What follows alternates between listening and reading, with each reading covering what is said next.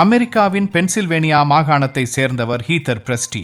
இவர் அங்குள்ள ஒரு தனியார் ஆஸ்பத்திரியில் நர்ஸாக பணியாற்றி வந்தார். கடந்த ஆண்டு மே மாதம் இவர்தான் பணிபுரிந்த ஆஸ்பத்திரியில் சில நோயாளிகளுக்கு வேண்டும் என்றே தவறான ஊசி போட்டு 2 பேரை கொன்றதாக குற்றச்சாட்டு எழுந்தது. இது குறித்து போலீசார் வழக்கு பதிவு செய்து விசாரணை நடத்தினர்.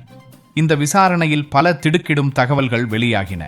அதாவது, அவர் கடந்த 2018 முதல் 2023 வரை 5க்கும் மேற்பட்ட ஆஸ்பத்திரிகளில் பணியாற்றியிருக்கிறார்.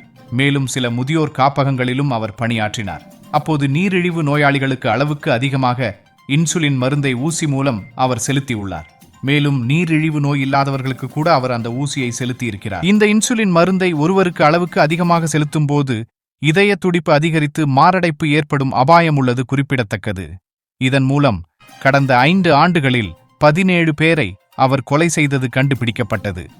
இதனையடுத்து போலீசார் அவரை கைது செய்து கோர்ட்டில் ஆஜர்படுத்தினர். இந்த சம்பவம் நாட்டையே அதிர வைத்தது. இது தொடர்பான வழக்கு அங்குள்ள கோர்ட்டில் நடைபெற்று வந்தது. இந்த வழக்கு விசாரணையில் இன்சுலின் மருந்தை வேண்டுமென்றே அளவுக்கு அதிகமாக செலுத்தி கொலை செய்ததை அவர் ஒப்புக்கொண்டார். இதனையடுத்து அவருக்கு சுமார் 760 ஆண்டுகள் சிறை தண்டனை விதித்து கோர்ட்டு தீர்ப்பளித்துள்ளது. இந்த தீர்ப்புக்கு அவரால் பாதிக்கப்பட்ட குடும்பத்தினர் உட்பட பல்வேறு தரப்பினரும் வரவேற்பு தெரிவித்துள்ளனர்.